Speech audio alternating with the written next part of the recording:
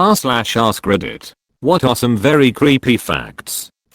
The stonerfish, an incredibly venomous fish living in tropical waters mostly off the coast of Australia and parts of US, can cause pain that only escalates with time. Without antivenom or denaturing the venom with excessive heat, the pain builds and builds until the patients request euthanasia. Its spines hold the venom, hidden in its dorsal fins. Aboriginals living around the Great Barrier Reef have corroborees, large gatherings, and will during these gatherings hold reenactments of people being stung by this monster, for what I assume is either amusement, learning, or both. Edit, corroboree clarification. From Atlas Obscura by Fodder, Thuris, and Morton. Necropants, reader's discretion advised. In Iceland, a long ass time ago, 17th C, friends followed complex rules to obtain a dead man's skin to turn them into pants. 1. You had to get permission from the dude to use his skin after he kicked the bucket. 2. You would then wait until burial formalities concluded. 3. You would rob the shit out of your buddy's grave. 4. You would cut the waist and peel the bottom half of the body off in one perfect flay. 5. You would then steal a coin from a poor widow, preferably your butts. 6. Place the coin in the scrotum of the necropants to attract cosmic shit, specifically more wealth in life, and leave the groin full of coins at all times. 7. Pass that shit down to your kid. Fun fact, the Museum of Icelandic Sorcery and Witchcraft has a pair on display for all of us sickos to gawk at.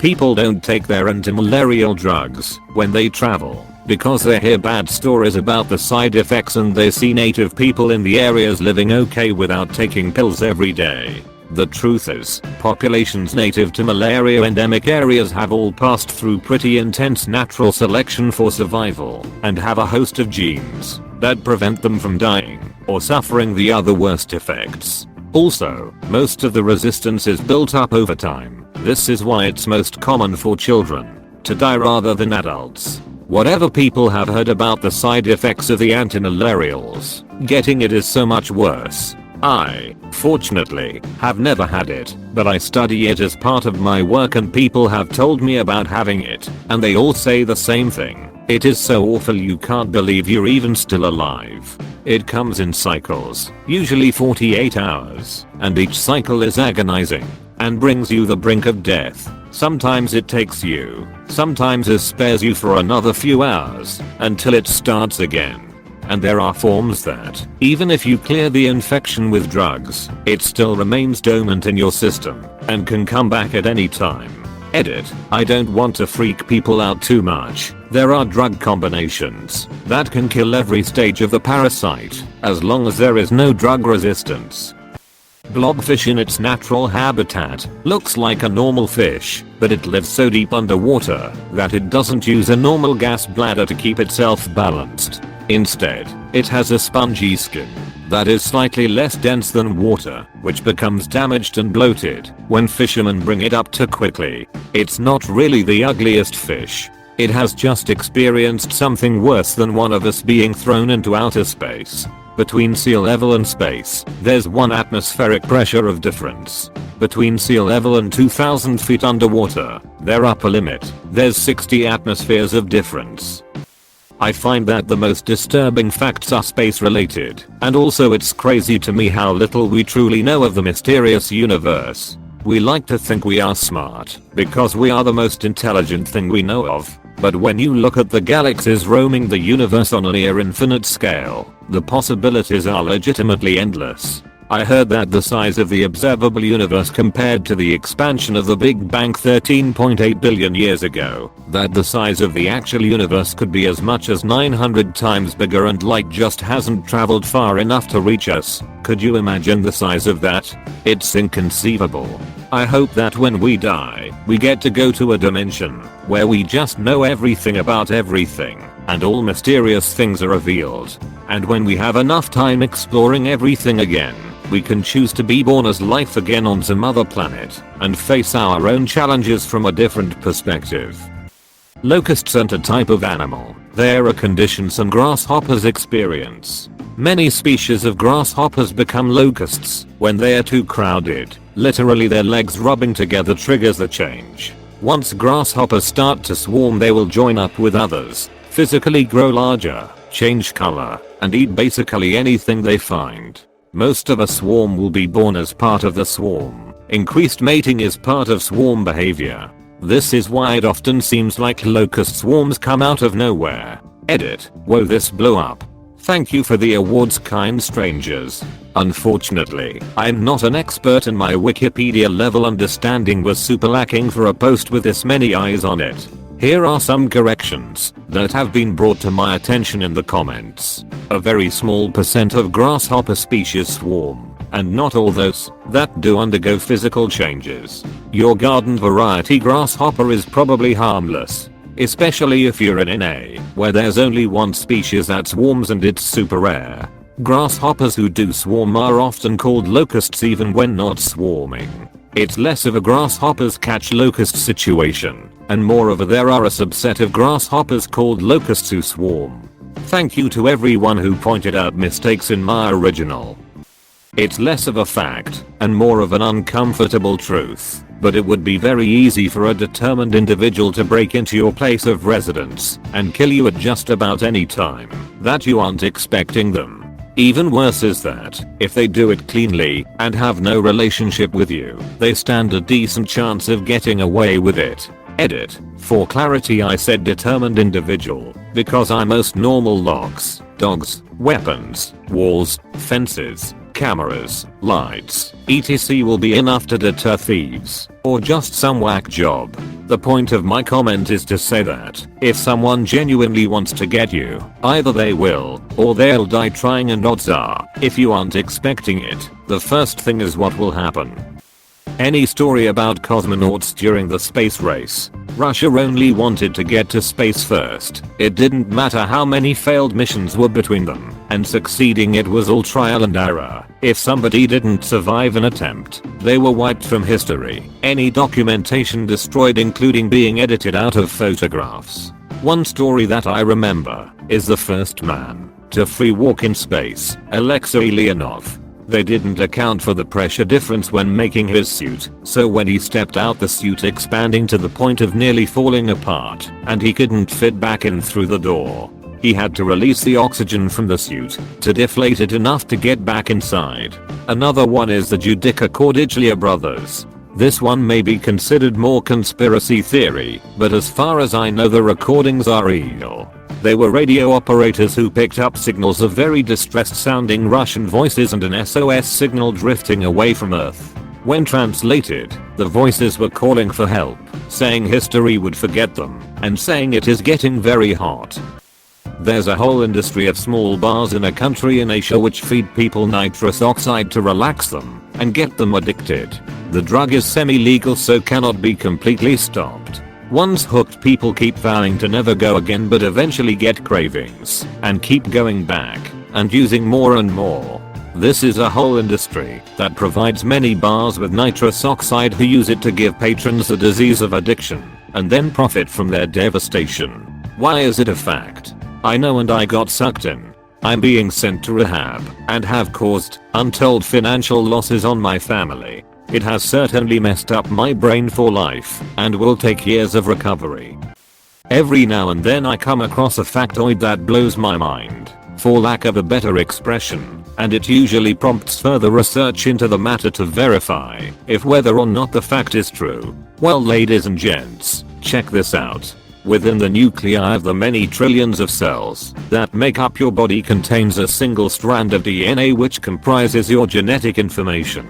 If you were to extract this DNA molecule and measure it from end to end, it would be roughly 2 meters long, 6 feet. Furthermore, there exists a virus variant called a retrovirus, and once it infiltrates a host organism cell, it merges the genetic information contained within the retrovirus into the host cell's DNA, effectively becoming part of the host organism's genome.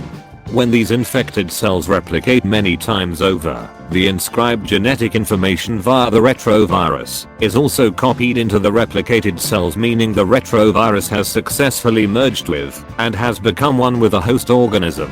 This interaction between retroviruses and host organisms have been going on for billions of years. Now here is the fact that blows my mind. Biologists think that roughly 8% to 15% of the human genome originates from and was inherited by past retroviruses infecting our evolutionary ancestors well before the first Homo sapien evolved into its current form. This means that out of the 6 feet, or 2 meters, of DNA contained within every cell of your body, about 10 inches, or 0.3 meters of that genetic information is the remnants of retroviruses. We are quite literally 8% to 15% part virus.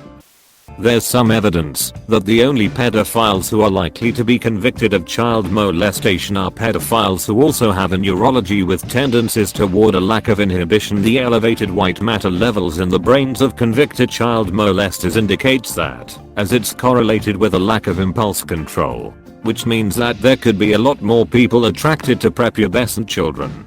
It's been a while since I did any reading on the subject, but as of about 5 years ago there was preliminary evidence that around 2% of people, male and female, are sexually attracted to prepubescent children, with that number jumping up rapidly as you include pubescent children, 11 to 15. These are usually non-exclusive pedophiles who can have a healthy sex life with another adult. Roughly 2% of the human population is estimated to be exclusively homosexual. For scale. For every gay person you know, you probably also know a pedophile who just can't or won't act on their urges. Rosemary Kennedy was JFK's sister. She suffered from oxygen deprivation at birth and that unfortunately stunted her mental growth. She had a pretty decent childhood, but as she grew older she began to act out. Afraid that her behavior would risk his political career, her father, Joseph, agreed to have her lobotomized. Her mother, Rose, was against it and forbade him from doing it. So he did it behind her back when she went on a trip. After the operation, Rosemary's already low IQ was lowered even further, to the point she could no longer walk or communicate. Her family had her locked up in an institution and basically disowned her. They never visited and never publicly acknowledged her anymore. Rosemary died at the age of 86. Her mother never forgave her husband for what he had done. The initial ice caps have depleted so much the seawater under them is well over the freezing point, which has in turn started to slowly melt the permafrost underneath, causing a chain reaction and an ironically named exponential snowball effect / self-perpetuating loop of melting, releasing ungodly amounts of methane, which will exponentially increase as both forms of melting affect each other. I'll save you the nitty-gritty of it, but this will likely accelerate climate change far faster than what we've seen, having it get worse faster and faster. Barring extraordinary new technology, hundreds of millions, if not more likely billions, of people will die from uninhabitable areas, starvation, and huge refugee problems, leading to border disputes. It will be a very nasty time to be alive, especially around the equator. And it's coming sooner than you think, unless we take steps or invent ways to refreeze it. And if not, well, we'll likely have to start building domes or drilling underground.